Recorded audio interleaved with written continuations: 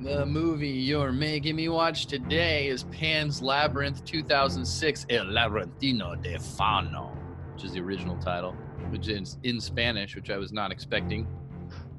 And it was Schwartz's pick, kind of. Why? You got a word for this movie? Yeah, I'm going to go with haunting. That's a good one. Haunting. Is it recording? Schwake? My word is juxtaposed. Juxtaposed? Juxtaposed. You're going to have to explain that one. Well, juxtaposed. I'm going with that one. I'm going to go savage. My word's savage. Okay, that's a good one. That is good. I thought you said savage. Yeah, that's what actually feeding off that's what I love about this movie is that it really is ultra violent, ultra dark, and it's like a fairy tale just made for people who like fucked up shit, and that's why I think I like it. Like the general character. I mean, he almost was like a Hitlerish type of guy, you know, a guy who just like looked down on other people. And he even says in there, he's like, the people aren't equal with us. They're lower life forms and all that kind of shit. Clearly a fascist. Oh yeah. Yeah, he was an interesting dude. I like that he gets jokered in the end. His fucking face gets all jokered. He gets jokered. Spoiler, he gets jokered. Well, Spoiler, you want to right? give an overview of the movie, Schwartz? Sure. So the movie. Well. So all right. Look, I haven't seen this movie in probably all the way through in probably like 8 or 9 years, and I saw it a couple times when it first came out, and I was pretty impressed by it because of how fucked up it was and how much of a fairy tale it was, and I thought that was interesting. But yeah, so the movie's about. It opens up with like a tale of a queen that's from the underworld, and she gets somehow, I forget how, she gets banished from the underworld, and then she goes to live with humans and becomes like an afterthought. So her father opens up all these fucking portals around the world for one day, hoping that his daughter, the missing queen, can be once again queen of the underworld. I don't remember that part. What? That's the opening. That's did he say that in the opening? That's like the beginning of the movie. It's like the very beginning. Yeah, no, but it was just the script, right? That was the writing on the screen. It was the scroll. Yeah, but see, I didn't remember that being part of it until I watched it this time. I was like, oh, I didn't get that much information right away. I thought that played out and you found that out later, but they tell you right away. So you're like, oh, so this little girl's got to be her. And well, it starts with her dying too. Yeah, it's true too. She does end up dying. So anyway, long story short, it's a fairy tale about a little girl who is the queen of the underworld and her adventure to get back to the underworld. And it's just very ultra violent and set in a time in Spain that I guess if you're from Spain or from that heritage is probably a cool story to tell because it's something not a lot of people talk about, I guess. It's the Spanish Civil War. Yeah. Moana. I saw the movie Moana. Moana? Her name is Moana. Princess Moana. Her name's Ophelia. Yeah, but when Fauna calls her Moana. That's her real name as the princess. Okay. Real in air quotes. That's yeah, that's her real name. Allegedly. I love this movie though. I love this movie this time for all the reasons I loved it last time. It was why do you dark, say violent, allegedly? And the fun. Oh, because I don't. Well, it's a fairy tale. Well, I know it's a movie and none of it's real. Like I said allegedly. It's like I think there was like a little bit of shroud of mystery whether or not this shit was really happening to her, or if it was her coping mechanisms, if it was her just dealing with it because she was living a traumatic life, or was this magical shit actually really happening? I don't know. It definitely seemed like her imagination. See, especially toward the end when I never thought. What, you never thought that it could have just been in her head? No. What in the end? What about the ending where the dude saw or did not see her talking to the fawn? I don't think that is part of that though, because that just is that. See, I can see what you're saying. Why didn't he see it? Why didn't he see it? But also, it's not happening to him, and none of the other people saw it either. And I get that goes to, you're saying what it could be in her head, but I just never got that from it. I just thought like she's a child, so she could see these things. Did she not drug him right before that too? She also did. That's true. So maybe he's tripping and seeing things. And that goes back to why I said allegedly, because it is sort of like it could go either way. There's no direct answer. I think this movie lands in a world of ambiguity a little bit. So which I appreciate. A lot of it. which I appreciate when a lot of movies do that. And I like when movies do. They don't really give you a solid answer or a real. I mean, they had an ending, but it was also maybe it was imaginary. It was her it's hallucinating her death. I don't know. It's irrelevant, is what it is, whether it's real or not. True. And that's it why doesn't matter because in the agree. end, whether she went to the place that she thought she was going or whether she just died and went to heaven, it's all. I feel like it's all got kind of a little bit of religious undertones throughout the whole thing. Or she was just tripping balls on that on MDMA when she was not MDMA DMT on her way out. Man, she just saw the light, and then she was just seeing some weird shit based off the story. People were clapping by and shit. A fun. Yeah, I think the irrelevant, like you said, the fact that it's irrelevant never made me think that was the case because I didn't think that mattered if it was or not. So I never thought that. I was never like, this is in her head. You know what I mean? Like there's movies where they want you to know that it was like, this is fake. This was all, that's the payoff is none of this was real. 100%, It didn't matter either way if it was or not. And that's a good way of putting it. That's why I never thought about it. But I love the cinematography was awesome. The weather in the movie, I feel like they probably had to adapt to the weather because it was winter in fucking Spain or fall or whatever like that. So I thought that was amazing. All the rain, all the forest was shot really well. I feel that made it added to like the gloominess of the story. For sure. I think the weather was probably part of it. I think that was all. This was very like effects heavy movie. So whether or not it was raining or snowing, whether they were filming, I think they're gonna make it look the way they wanted it to look. It was that's what I mean. I think they went there purposely. The color tones of the whole thing was like it's like the Matrix. This movie won the cinematography Oscar too. It won best cinematography at the Oscars. I can see that. I think it also won like art design and like set decoration or something like that. It was a couple other art awards. It's beautiful. It was immersive. The camera moves were just perfect. Every move was perfect. It wasn't like I don't know, every move seemed like it was on a jib. Yeah, I don't think there was any handheld camera in this movie at all. Seemed like Lord of the Rings status. Camera and set design and everything. Well, that's why when the Hobbit trilogy was announced, Guillermo Del Toro was the dude who was making it. He wrote all the scripts and he was going to direct them. And then that shit happened with Paramount or MGM where they went under and then 4 or 5 years went by and he just left the project. So the Hobbit movies, they could have made Guillermo Del Toro movies. That would have been rad. Yeah, it would have been. They would have been probably really good as opposed to not good. I like how Guillermo Del Toro is really good at telling like adult fairy tales. Exactly. Yeah, it's like I've thought that about the Shape of Water. It's a different type of fairy tale. Yeah. I mean, you're right. It's adult fairy tale. Well, did you see Shape of Water by chance? Have you seen that yet? I've seen a little bit of it. I saw the ending.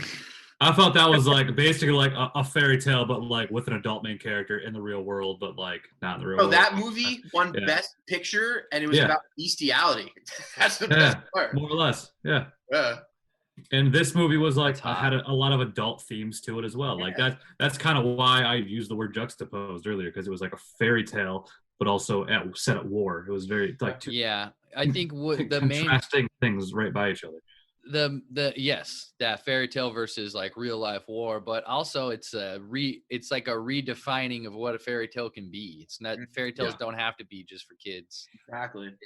This is a fucked up fairy tale. It's savage, dude. When he smashes that farmer's face in, right? Like that first time that happens, I was like, all right, this is how this is gonna happen a couple times probably. Yeah, that took me in. I was like, oh shit, that was like the first like moment of like, brutal. Okay, this is a brutal movie. Yeah, but all his movies kind of are. All Guillermo del Toro's movies are pretty dark and brutal. You know, I mean, even you can look at Hellboy and Hellboy's kind of like a fairy tale too in a way. It's like another world. It's a character that are experiencing things that are superhero fantasy type movie, exactly, but like a demon superhero. I mean, it's super Lovecraftian. Interesting twist, with the gods and the monsters. It's like all the tentacles and shit. You know what I mean? It's just otherworldly shit. I thought the music was pretty amazing too. The dark, it was Tim Burton-y, but almost more operatic than anything Tim Burton's ever made. That's how I describe this movie. It's like a Tim Burton movie. It was just more operatic. Like just done a little bit more of there was some serious going on. You know what I mean? With that being the war and the people trying to fight against the tyranny of the government and all that shit. which is a cool thing to mix. You know, I feel like him being a Spanish person speaking, he's from Mexico. Guillermo del Toro's from Mexico, straight up. Him, Iñárritu, and Alfonso Cuarón. Those three guys are straight up from Mexico, but I'm sure he wanted to make something that had to do with the history of his language and shit, which is probably why I did it, in my opinion. History of his language. He's a pretty smart dude, and I feel like he probably researched the shit out of all this time. I loved it though. Doesn't he have like Kubrick level research that he does before his movies? I mean, I went to the Guillermo del Toro exhibit at the MoMA, which was also had the Kubrick one there. And he had the same thing. He had a lot of notebooks. He had a lot of paintings. Guillermo del Toro is an artist, I think, more than Kubrick is. Like, Guillermo del Toro's writing poems. Guillermo del Toro's painting things. Guillermo del Toro's fucking drawing things. Kubrick was just a fucking. But in that, I'm just saying he'll spend 5 years researching movie before in compiling things like Kubrick used to do. Yeah, I'm sure he did. Yeah. I think this is my favorite Guillermo del Toro movie, and it besides for Shape of Water, it's definitely his well-made movie, his best-made movie. And as far as like the Academy goes, like this and Shape of Water are probably the only two he's ever going to get it for. Everything else is sci-fi or fucking something crazy that they're never going to give it to him for.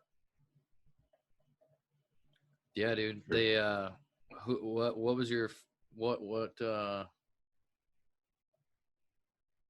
about the fucking, sorry, I'm reading. What are you saying? Trying to go on. Trying to read my handwriting. What about the how about the pale guy? Yeah, the fucking she Beetlejuiced her way into the fucking into the door up like this with the eyeballs in the hands. I was like, ooh, that was creepy. Yeah, what the fuck was up with that guy? I thought he was. I remembered him being in that more. I was like this because I watched this probably when it came out. So I expected him to be in it more. I was hoping he was going to be in it more. I just haven't. I forgot that he was only in it that one scene, but yeah, dope scene, great scene. In the trailer, they play it up like he could be like the villain of the movie because of how striking it visually was. But I kind of like that he wasn't the main villain. Like the main villain was like the world. Like she was against everybody. Like even her mom kind of sucked. I mean, it was definitely it was the captain was the main villain for sure. Yeah, but I mean, he represented more than just being like the captain though. He was like the what's wrong with like all the people that think they're better than other people. You know what I mean? Like all the dictators that try to take shit over. Like he represented that to me more than he was just like. Sure, well that's what villains do. They represent what's bad in the world, and he exactly was the main villain. But I thought the Pale Man looked like Mitch McConnell if he like lost weight. Yeah, right here. Yeah, right in the jowls. Jason Verger from fucking Hannibal. My drone batteries just arrived. Ooh. Sick. So Anthony, what did you think about Pan's Labyrinth? I thought it was great. Hold on. Dogs going wild. He thought it was great. I thought it was good. Favorite Guillermo movie or what? I would probably favor Shape of Water over this. Why? Yeah. Shut up! I kill you. It was just more along the lines of a preferred genre, I would say.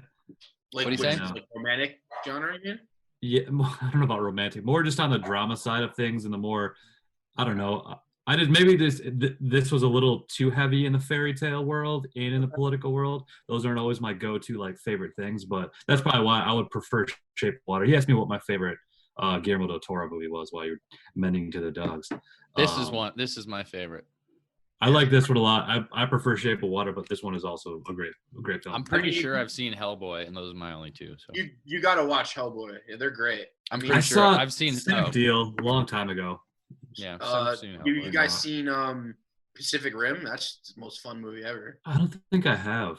Oh, you gotta watch it. It's just pure fun, dude. Charlie Day and Ron Perlman play scientists in it. It's fucking great. So if one word you had to describe Crimson Tide, what is it called? Crimson Tide. Crimson Tide. Pacific Rim. It's like an anime. So it's like Godzilla meets fucking like it's just an anime movie. It's amazing. It's fucking awesome. Did you see Crimson Peak? That's what I was confused by because I was looking at it. That's another fairy tale. That's like a gothic ghost story. Okay. Yeah, but also Chronos and Devil's Backbone, the two movies that are also Spanish movies that he made before he became huge, are also really, really well constructed ghost stories. They're really, really good. I know I saw Mimic back in the day. I don't think it was Mimic very- was terrible. I don't think it I was very like good. but Mimic. I Mimic remember was terrible. like it was a good horror movie for that type of era. You that think ni- Ophelia late looks like 90s horror or whatever. a young Ben Solo? Kinda, yeah. That's really funny that you say that. That's Adam Driver. Adam Driver played Adam Ophelia. Driver played Ophelia, 11-year-old little Spanish girl. I mean, in He's 2006, really good.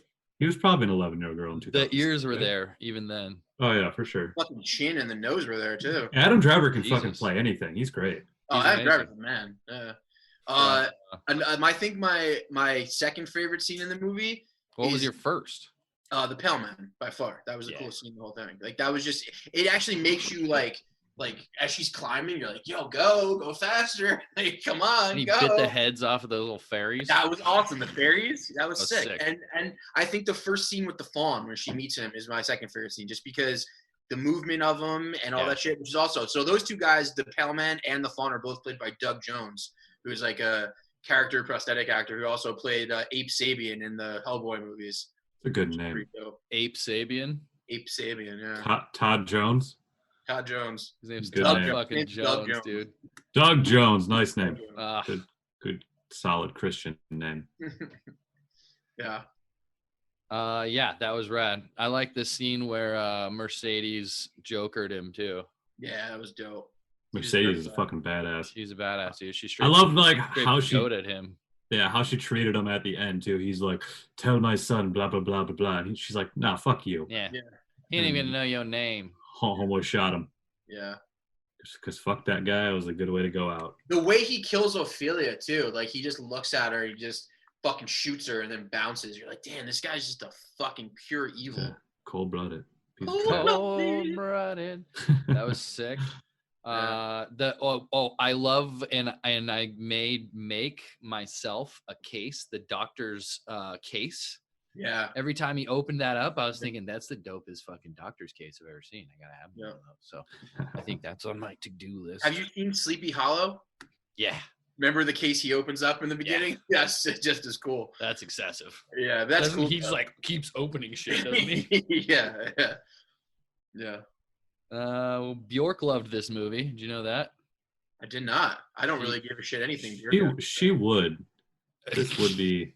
Jesus, Schwartz. I'm only kidding. She's gonna be in Robert Eggers' new movie, The Northman, about an Icelandic revenge story. She plays a queen. Movie sounds like trash. Robert What? Eggers, is that the Dude, guy? if Bjork's in it, I don't give a fuck. Oh shit. Yeah, apparently she watched the movie, went home, and wrote a song. Roger, Todd Eggers. He's good. For this movie, you're saying? Who's Todd Egg? What? Robert Eggers, the guy who directed The Witch and The Lighthouse, he's Yeah, making yeah, a movie yeah. called The Northman right now, which is an Icelandic revenge movie. No, I got all of that. Jake was just confusing me with his words. Oh. Don't do that. Sorry. Bjork was so affected by this film that after seeing it, she went home and wrote the song Pneumonia. Oh, that's cool. When Bjork gives you free music, you can probably say no, but sometimes you have to say yes. Hey Schwartz, what's your top 5 favorite Bjork songs? I'm not gonna lie, I've probably heard one, and I don't know the name of it. Dancer in the Dark. That's my favorite Bjork movie. You've seen that movie? I have seen that movie. So you've seen Lars von Trier film. I like that. Yes, I have. Anthony, what's the bottom half of your top 10 Bjork songs? What does he say in Borat? He's like, oh, I gotta hear 6 through 10. Go. Long Kiss Goodnight, parts 1 through 10. Are you starting at 10 or are you starting at 6? This is important. How about the shot when Ophelia was walking down? Wait, no, what is this? The umbrella shot. You know what I'm saying? When they were walking down Mercedes, and then she was like, "Everything's good," and she turns the umbrella, and the guys were right behind them. Oh yeah, that was dope. Oh, that was pretty cool. Yeah. Or when Ophelia's walking into see the giant fucking frog, and like all the fucking dust is like flowing around her and shit. That was dope. That's actually the poster of the movie. The last shot, or not the last shot, but one of the last shots after her mom dies, she's like walking out of her mom's room, and the chair, empty wheelchair, and the window, and she like pauses, and it racks to the wheelchair, and then birds fly through the window, and then she walks out. I mean, it was like, come on. Yeah. Come on. For sure. It was great. It was a great movie. All around. Great. Yeah. Like the effects were like. I wish I spoke Spanish. Right. Like the effects were dated, but they were still really rad. Like they were still like fun to watch. The They only still worked effect, with the movie. the only effect that looked dated to me, the only one was the frog scene. That's the only thing where I was like, oh, all right, that was a little. Otherwise, I thought it was pretty good. What other effects are you referring to? I guess like the fairies and. Really? I had no I problem. thought they looked rad. Yeah, I thought they looked good. No, the movie looked great. Like I said, you could see that it wasn't like perfect. It doesn't look like a Marvel movie right now or anything like that, but it looked great for what they were. I thought, yeah. So I what I thought think it is was, cool. I thought it was pretty killer, effects wise and set design. I mean, it was beautiful. I think it's on par with like what did I say? The fucking Lord of the Rings. When I was 100%. watching, I was just like, this is 100%. Spared no expense. So I was looking up like things about it, like fun facts, because Guillermo Del Toro, like we're saying, he does so much research, and I guess they offered him like double the budget to make it an English language movie, and he refused. Oh shit. Yeah, which is pretty dope. What was the budget Makes end up sense. being? I don't know. I got it up right now. Yeah, that's good on him. I'm to the point where like I can't watch things like 19 based in a million. different place that just speak English out of convenience. It's like annoying to me now. I feel you. 19 million was it? Yeah, so they were going to give, say 20 million. So they were going to give him another 20 to fucking make it English language, which he probably could have done a lot of cool shit. But like you said, good for him for not doing that. Yeah, I Yeah, mean, it was dope. I dude. retract my statement about the language thing. I would do it for 20, easy for sure. I would definitely do it. Oh, so you would have taken. Yeah, give me I'd- 20. well, I would I'd have sell just out for that. pocketed that 20. Yeah. and- Well, this is and the thing. made- He wasn't going to be able to pocket that money. He was going to Yeah. have to use it to make the movie. Oh no! Yeah, I would have made the frog better. 20 million, Yeah. $20 million frog. Yeah, and it wasn't the frog The that frog's was voiced fucked by up. John Travolta. It's when the frog puked out its insides that I was kind of like, yeah, the effects were a little iffy on that one, but Yeah. otherwise it was good. But dude, The it fawn would've looked rested- dope. But the fawn was practical. Everything Yeah. about the fawn was practical. That's It what was was dope. awesome about it. And Yeah, the the Pale fawn Man almost was looked practical. wooden. Really? Yeah, but the Pale Man was all practical. That was Doug Jones in makeup. You can watch the making of these movies. It's pretty epic. I will That's not. probably why it won the Academy Award for Best Makeup. Yeah, probably. What did Doug Jones win for? Best first two names? Frogman. Two first names. He was also Frogman. I He was read probably the frog too. Guillermo wrote the subtitles himself, the English subtitles himself. That's awesome. That is awesome. That is cool. He's like, So I yo, also read a Hollywood, cool I'll do thing- this. I also read a cool thing about Stephen King too. I guess Stephen King like came to one of the viewings, and he sat like a couple seats down from Guillermo, and Guillermo was just like watching him the whole time to see like if it affected him anyway. And he said like the coolest part was that Stephen King jumped a bunch of times and had to like hide his eyes and shit. And he was like, "Well, I mean, that's just dope, dude. It's Stephen King's like, Yeah, yeah. the Pale Man. That's pretty awesome though. That is pretty awesome. Steve King's. So Yeah. Why'd you make me watch this movie? I mean, this movie is it's directed by a filmmaker who I think has a pretty singular vision, who has proved to be pretty great, and I think this is his best movie, so why not make you watch it? Do you think this is his best movie? I think this is Guillermo del Toro's best film, yes. Copy you. Cool. I'm happy. I to also watch it. think that you would appreciate the cinematography and because I also feel like you're not a big like fairy tale guy really either. That's not that you don't like them, but yeah, it's that not wasn't something what kept me. Well, that's what I mean. But that this is a movie that is kind of like that, but other people who don't like that can still enjoy. And I thought that's another reason. Yeah, it's great. Yeah. It's good. It's good. It's good. There's one scene that I thought about that kind of bothered me a little bit. Which one? And even though it led to cool shit, Uh-huh. just the fact that like when like Mercedes escaped, she could have like easily killed the captain.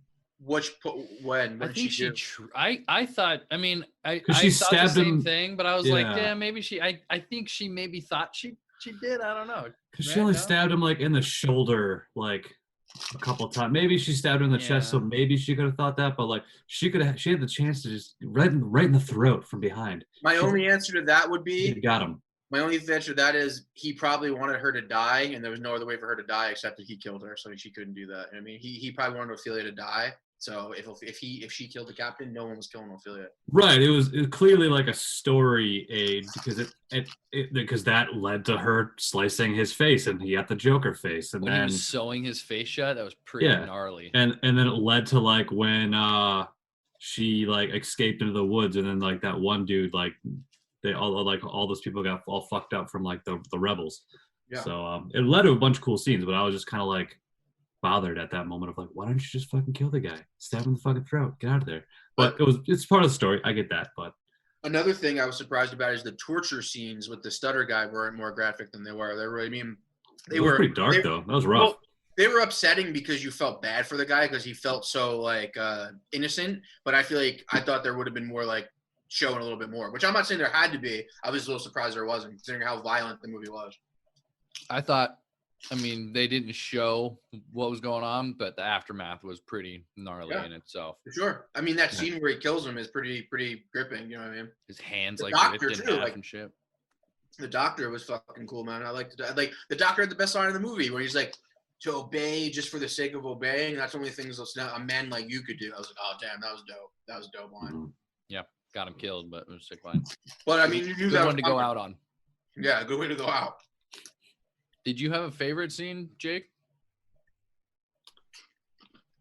I don't know. I don't think you've mentioned yours. I'm not sure if I mean, I probably was didn't really have any favorite scenes. the Pale Man was one of them, for sure. Other than that, I mean, him getting getting murdered, the captain getting like finally killed at the end. I thought that was like pretty dope justice and how they did it. I enjoyed. All the people standing around. Yeah, but I already said that. So I don't know. We kind of touched on like my favorite parts already. What was your least favorite, Schwartz? The frog scene? No, the frog scene wasn't bad. It's fun. I'm just trying to think of a part if I didn't like a part. Yo, who the fuck is Pan? The fawn. The fawn. How come he never said, yo, I'm Pan? Doesn't he at one point? I don't think so. He just says, I'm a fawn. Yeah. He says he has many names Oh, okay. in the beginning, and then right after that, he says, you can call me Yeah, fawn. that's another thing I liked about the movie was that scene where he goes, I have many names. Only the wind or the trees or the water can pronounce them. I was like, oh, that's pretty cool. That's pretty cool. The original title is Yeah. the Labyrinth of the Fawn, or the Fawn's Yeah, Labyrinth. the Labyrinth of the Fawn.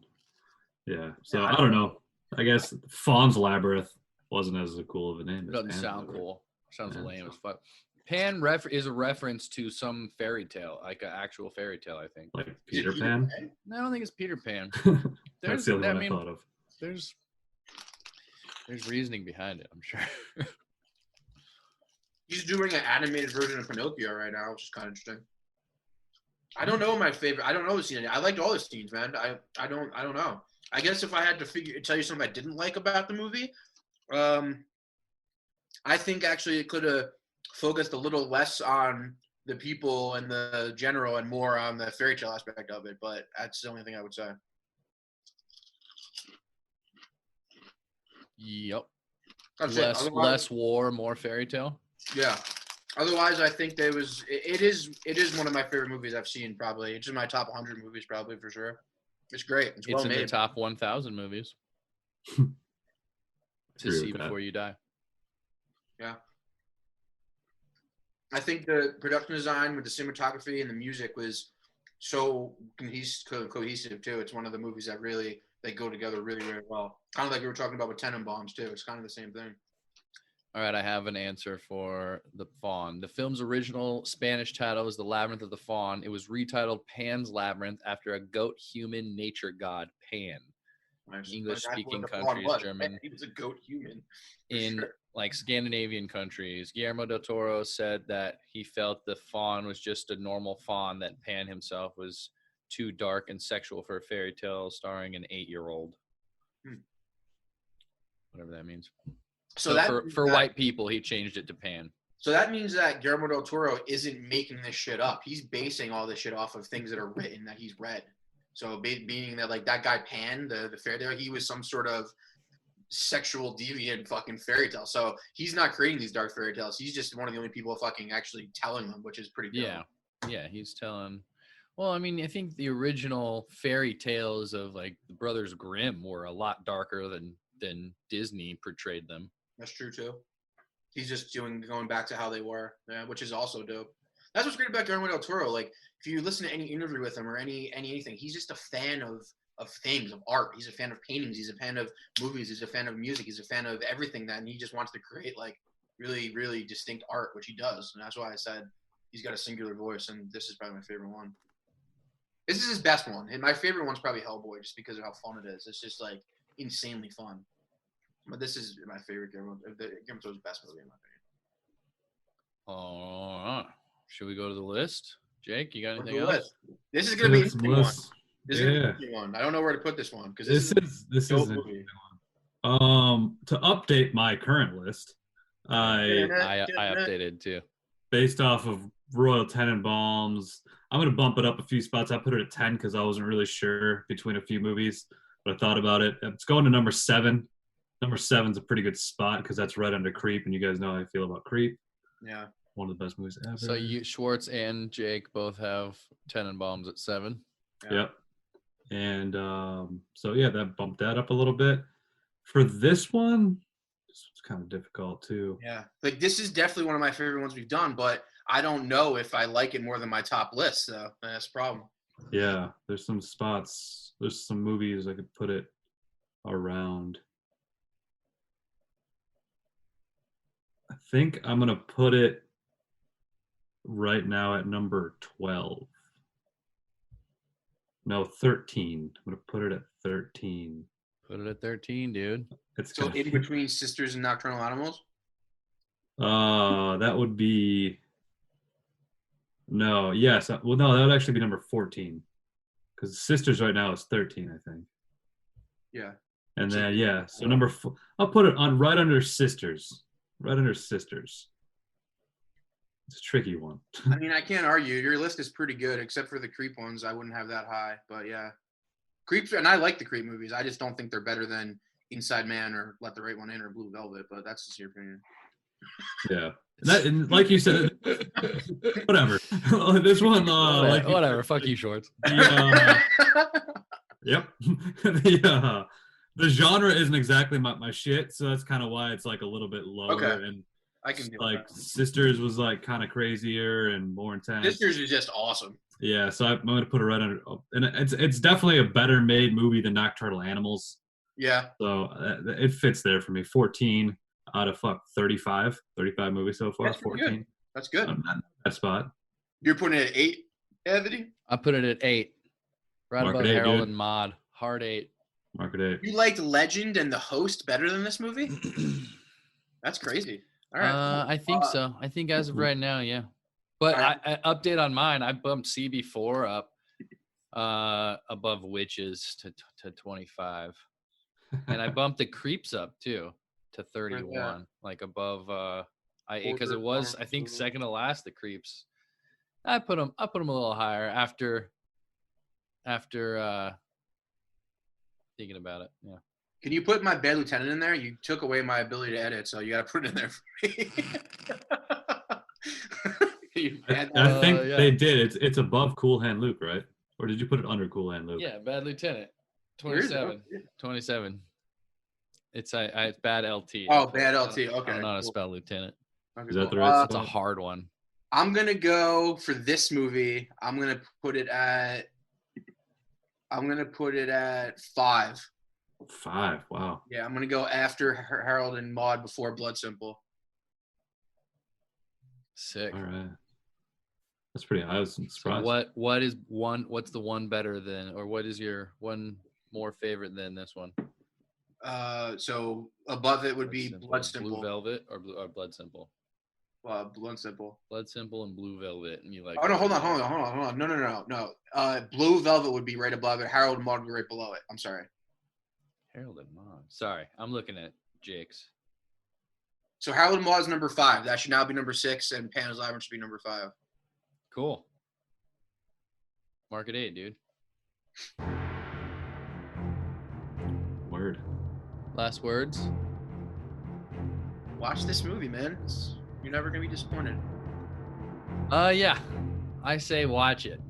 Yeah. We all agree on something. Wow. Watch it. Yes, watch it indeed. That was another good movie. 2 good movies in a row. Let's see, can we make it a hat trick? What did Jake pick? Jeff, Who Lives at Home, 2011. Duplass Brothers.